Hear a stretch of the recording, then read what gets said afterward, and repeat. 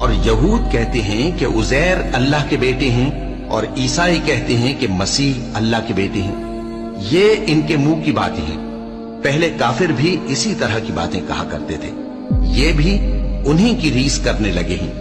اللہ ان کو ہلاک کرے، یہ کہاں بہکے پھرتے ہیں۔ انہوں نے اپنے علماء اور مشائخ اور مسیح ابن مریم کو اللہ کے سوا معبود بنا لیا، حالانکہ ان کو یہ حکم دیا گیا تھا کہ معبود واحد کے سوا کسی کی عبادت نہ کریں، اس کے سوا کوئی معبود نہیں، اور وہ ان لوگوں کے شریک مقرر کرنے سے پاک ہے۔